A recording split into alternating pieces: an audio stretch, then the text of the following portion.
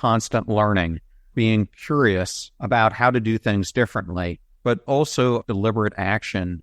And when you combine those things, meaning you're choosing growth time and time again, whether it's in your personal life or in a business setting, and then you're constantly taking actions that go in concert with that growth you're creating, it's a perfect recipe for greatness. Top leaders, meaningful conversation, actionable advice, bulldoze complacency, ignite inspiration, create impact. Produced by Southwestern Family of Companies. This is the Action Catalyst. Are you interested in advertising with the Action Catalyst? Our listeners could be hearing about your brand right here, right now. For details, shoot us an email at info@theactioncatalyst.com. Today's guest is John Miles, a former naval officer, an author, entrepreneur, Fortune 50 senior executive, and award-winning podcast host who has established himself as an expert in behavioral change and leadership. His book, Passion Struck, along with the podcast and radio show of the same name, have earned praise from many, including some past Action Catalyst guests, such as Matt Higgins, Mark Devine, and Marshall Goldsmith. So, John, good to meet you. You too, Adam.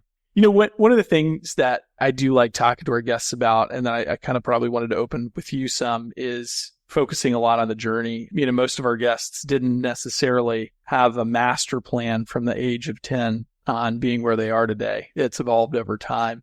What was the evolution that you went through, different iterations that you were considering doing along the way?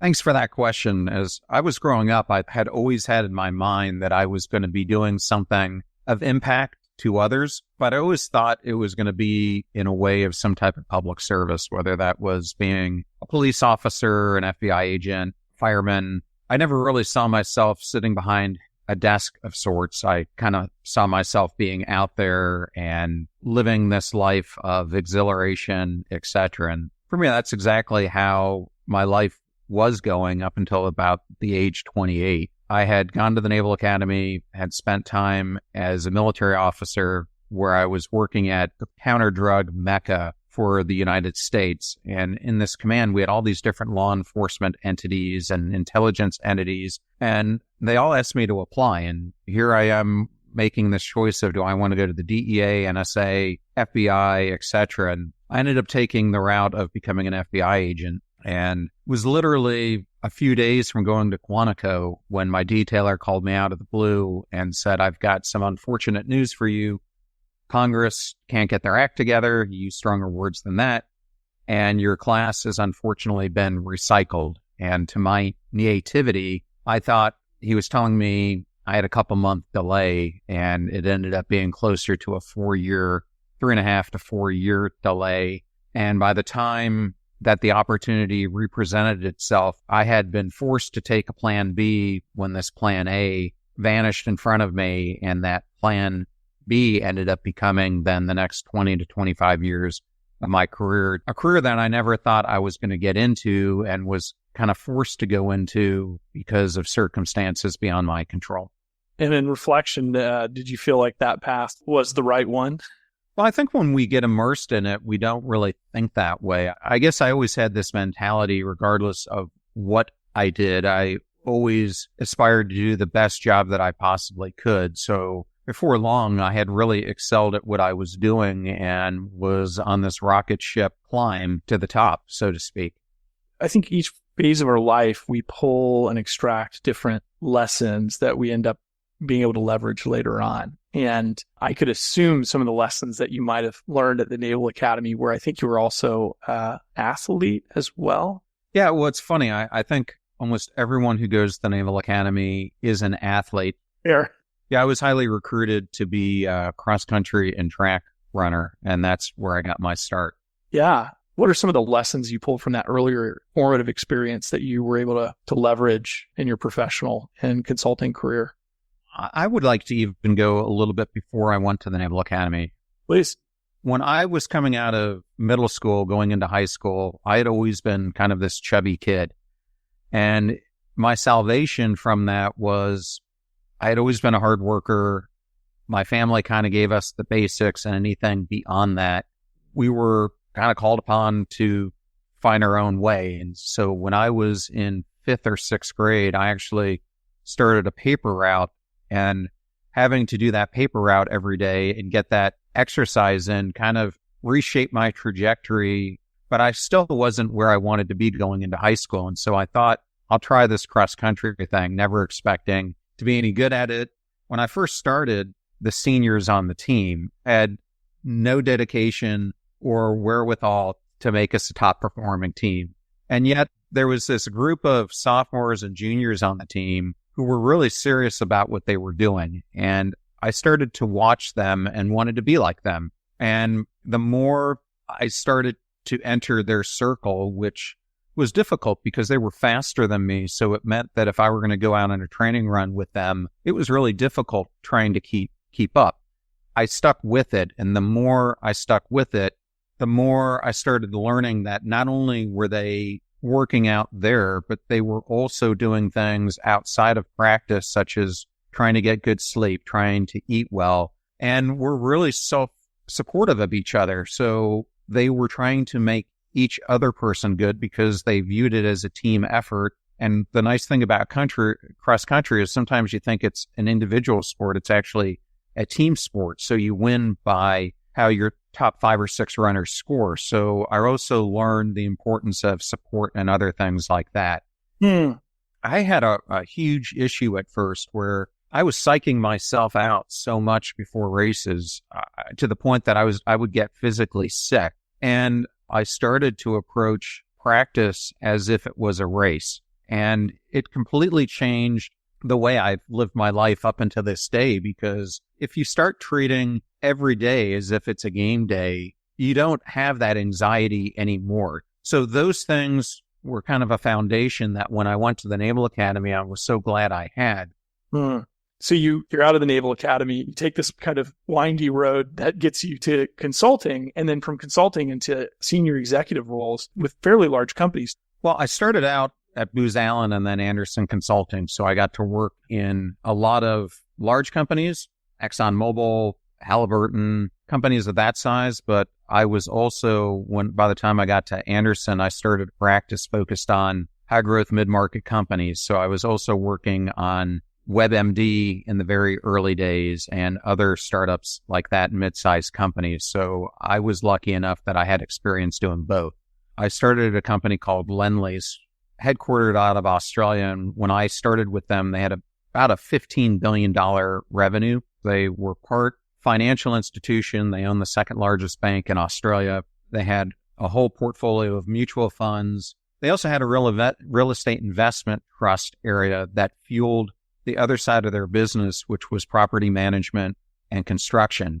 And then from there, I went to Lowe's, where I initially was brought in to fix what had preceded me as the largest hacking incident in retail history, and went on from that to lead all application development and then eventually all big data and integration for them. And then that led me to becoming a CIO at Dell.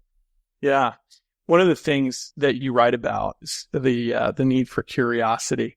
There's some points that you make about both the need for curiosity and the bias to action. So, where did this evolve for you on a personal level? And then how have you explored this over the course of your career? So I'll take us all back to 2011. I was in the process of leaving Dell because so much of our business model was wed to Microsoft. I had met Steve Ballmer a number of times, who's the former CEO of Microsoft. And when Steve heard I was leaving, he asked me to come to Microsoft to become the CIO. And as any of these things are, it's not as easy a process as Steve says. He wants you in this position and it just happens. So for me, this amounted into something like 16 to 20 interviews that I had to go through. And what I found was that Microsoft at that time had a very fixed mindset, and they really couldn't see how to do things a different way. And on top of that, Ballmer had this leadership style where he used his size, he's a large man, his large voice and his intimidation to get things done.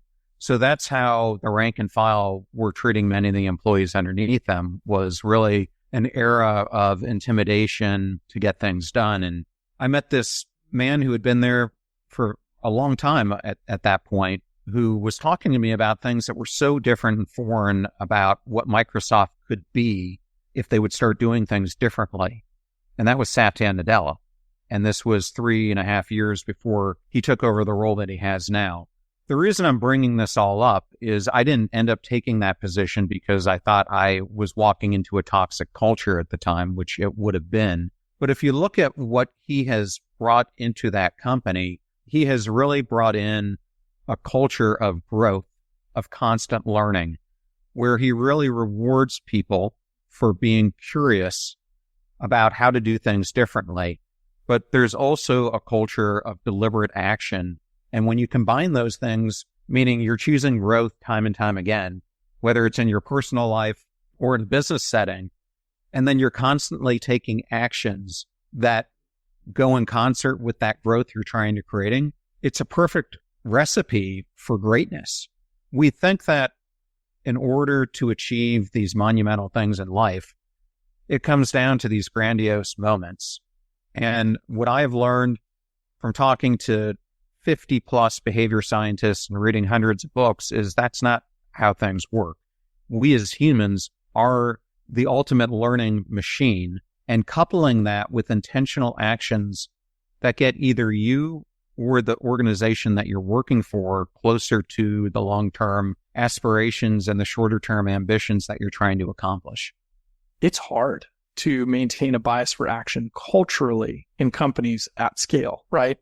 Is there anything that you could share where companies have worked around that to create a better platform for allowing bias for action? So I think one of the leading causes of disengagement and people feeling unfulfilled in work is we're dehumanizing work, meaning it is so much about the spreadsheets and top line and bottom line growth that we're taking out the human, and we're trying to maximize profits by micromanaging or robotizing or institutionalizing the work that people do. What that approach is doing is it is helping with top and bottom line growth in the short term, but it also weeds out creativity and innovation because people are so conditioned to doing the tasks that they're not really given the white space to have breaks, to be creative, to think differently, etc. And so one of the things I am really calling for is that we need a change in the way we're leading people. And so you can think of a gardener leader approach is being very much the metaphor of a gardener. And just as a gardener needs to be there to plant the seeds and give nourishment, them sitting over the plants day in and night isn't going to make the plants grow any better. And so they really need to have this philosophy of being eyes on but hands off. And I first heard about this concept from General Stan McChrystal. And as Stan was talking to me about it, we were discussing his role when he was in charge of all forces in Afghanistan. And there was no way that him in a situation room or the president back in DC could understand what a Green Beret team was doing in a mountainside in Afghanistan and tried to micromanage their every one movement. So what he could do is he could make sure that those people who were fighting understood the mission. He could give them the best training that he possibly could. He could give them the best leadership he could. But when it came to them executing their mission, he had to be hands off and trust that the tools, learning experiences, leadership that they had been given, they would make the appropriate decisions in the fight. And the way we can look at that in the business world today is we can do the same thing, whether it's a project manager leading a team or a software developer who might be an individual contributor. You could give them what the destination is you're trying to achieve and let them be creative and taking a completely different approach to getting there. But if you do this in an agile way, they're checkpoints. So if they're off course, you can quickly get them back on, and it really humanizes the individuals in the process. Do you feel that's a universal? Like anything, it's a both and situation. You're going to have individuals who require more oversight and more handholding than others. And you're going to have your breakthrough performers typically who require a lot less of that handholding because they're free thinking and innovating and inventing new ways of doing things. So to me, typically what I have found is those employees end up winding up on a chart as either C performers, B performers, or A performers. Sure. And I find more of the A performers are able to operate more autonomously, where more of your C or B, what we used to call as plotters, tend to need more structure in the way that they're doing things. The other problem I see, we tend to see a person in their current role not understanding and really taking the time to understand their backstory. And a great example of this is I remember I had this really talented woman who worked for me at Lowe's, and I saw her in her current position of being a director underneath me at the time. But what I didn't understand, she had prior to that been a CIO at a smaller company. She had a lot of data experience. Not only that, she had started her career in the business side before transitioning into the IT side and really had this wealth of knowledge. And I think we don't spend enough time getting to understand who the individual is, some of their talents that exceed the role that they're currently in, and how you might be able to utilize them differently. The other side of that is I also don't think we spend enough time looking at the person as a whole, both inside and out of work, and realizing that just as they have career aspirations, they also have life aspirations. And so if you would know that that developer who's working for you is trying to save money to buy a house for his family and they're expecting a child, and you somehow bring that into how you're leading them and being more understanding of that and acknowledging it, 100 times out of 100, you're going to get better performance out of the person because they see you treating them as a human and interested in them both at work and in their larger success in life. Yeah, I think that's really well said. I think almost every successful person that we've had on this podcast has pulled some of their lessons, not from success, but actually from failure and shortcoming. A lot of our listeners, it's really easy to just superimpose on you that, okay, John was always this amazing guy. He did everything right. And the life was just this perfect uphill chart. What were some of the bumps in your road, and where did some of these lessons come in that you learned not from succeeding, but from falling short? One of my favorite questions that I've always gotten in an interview is, tell me about your strengths and your biggest weakness. And to me, when someone answers that question saying they don't have weaknesses or trying to lessen them, I always know that they're not a good fit because they're not being authentic with their answer. Been thinking a lot recently about Jimmy Carter, given he's kind of at the ending stages of his amazing life.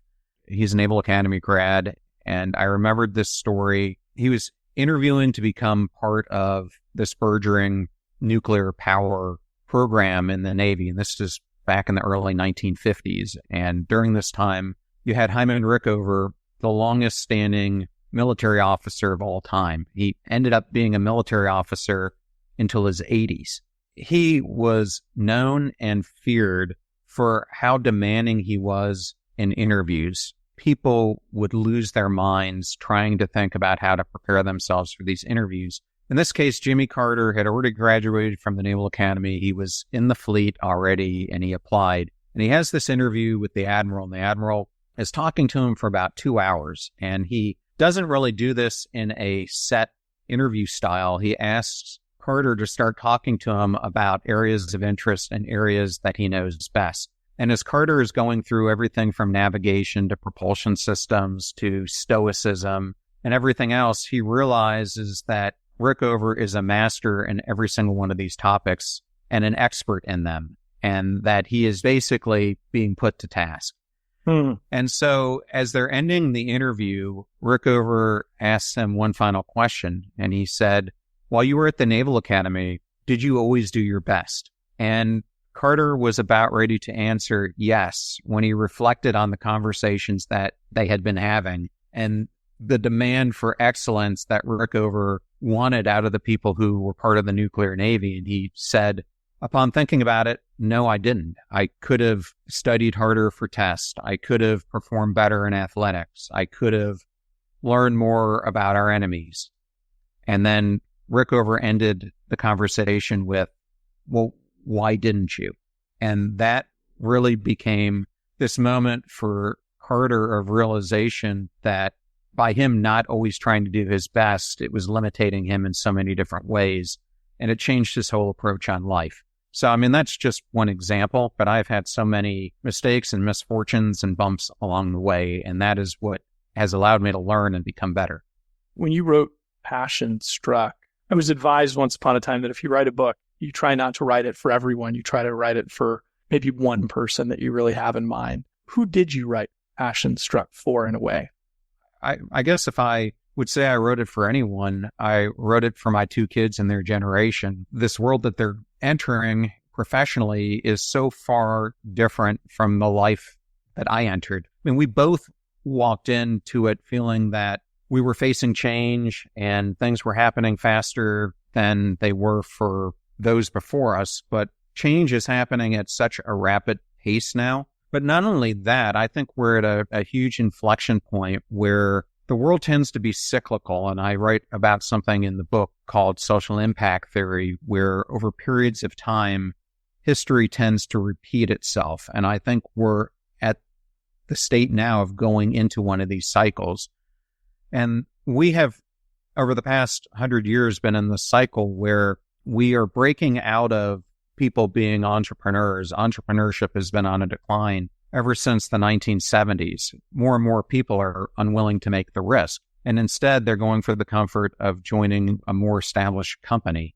But I think we're entering a state that, just as in times before us, there were individual jobs like a blacksmith, etc., a baker that people would do. I think in this new digital economy, we're going to have the same thing where there's a real opportunity for people, instead of being employed by one company, where what I have learned working for them is if there's anything that they can do to make more money or lower expenses, they're going to take that opportunity at the expense of you.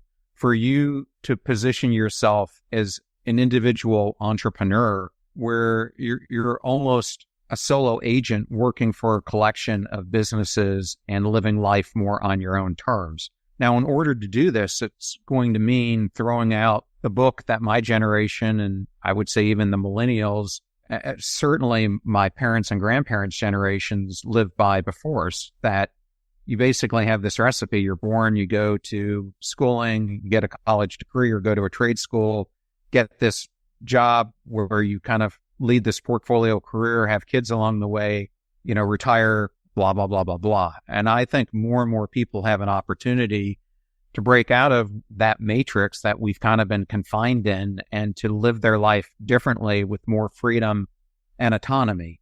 If you look at the whole educational system in the United States, I mean, you look back upon Rockefeller and when his oil empire was broken up, what he and others at that time were trying to do, where they were trying to get rid of freer thinkers. They were trying to create more conformists because we needed people in factories. We needed people doing jobs at that time that were repetitive in nature. And so our whole education system has really been fueled to go down this set path that I'm talking about. And so large institutions, our education systems, and our even government has missed this inflection point that we're in right now of how the world is changing. And therefore, you can't rely on those things anymore. If you're listening to this, you got to rely on yourself and take your own path. To me, that's really what it means to become passion struck. It's this never ending desire to try to become the best that you can become, knowing that it's never a finite destination. It's something you're always striving to do. Yeah, I love that. Just in tie up, one thing that we always do with our guests is a quick lightning round. These are just short responses, but give some insight for our listeners. And so if you don't mind, for you, what's one of your favorite quotes that you tend to reference most? Well, there are a ton of quotes that I love, but I think the one that I've been using most recently, do you know who Sharon Salzberg is? I don't. Sharon Salzberg is a New York Times bestselling author. She's probably one of the most well-known meditation experts in the entire world, has been working with the Dalai Lama since she was in her early 20s. She has this great quote: "There's no commodity that we can take with us. There's only our lives, and whether we live them wisely, whether we live them in ignorance." And this is everything. And when I think about what she's talking about here, I discussed in the book that a lot of people hear this phrase that they're living life on autopilot. And I think it's the wrong analogy for how so many of us are living our lives today. Because when we're on autopilot, we're typically doing the same thing, but it's generally taking us into a positive direction. I think the better metaphor for how so many of us are living our lives is a pinball. We let the world around us influence everything we do, and we get so distracted, just as you do in the game of pinball, by the noises, the lights in human life, social media, influencers, all these people who tell us we need to be more, that we're not intentional about learning how to play the game instead of it playing us. And I think that's exactly what Sharon was talking about here. You can make the choice to live intentionally and live your life wisely, or you can choose to continue to live it as a pinball and live in ignorance and never achieve the potential that you could. Oh, so good. In relation to that and some of the things that you said, what's one thing that you own that you should probably throw out?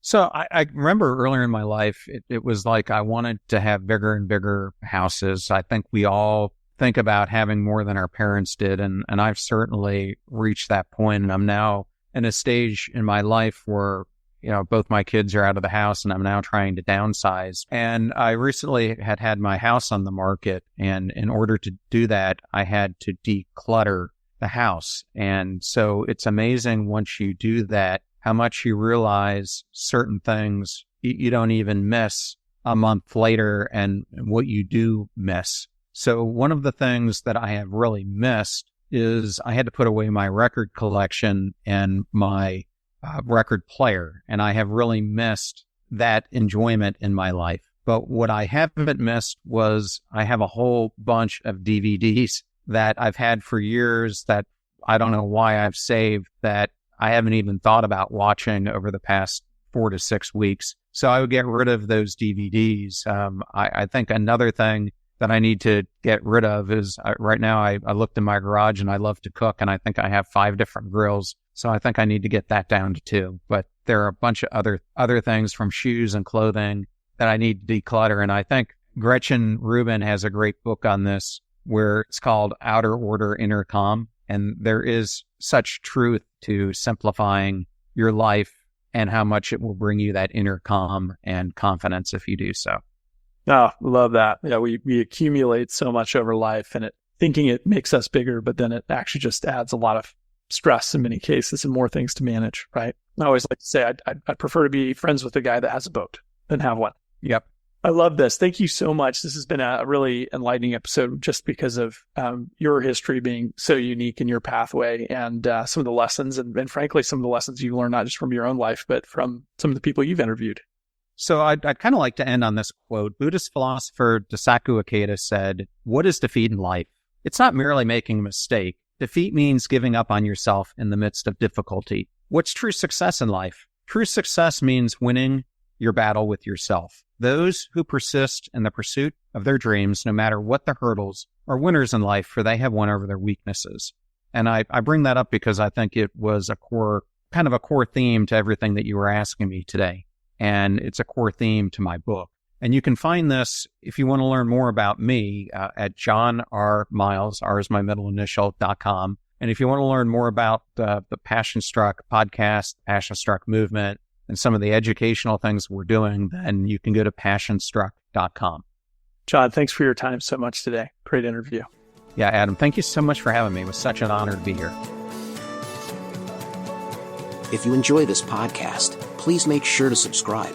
And to stay updated on everything that the Action Catalyst is up to, make sure to follow us on Facebook and Instagram at Action Catalyst Podcast and on Twitter at Catalyst_Action. And thanks for listening.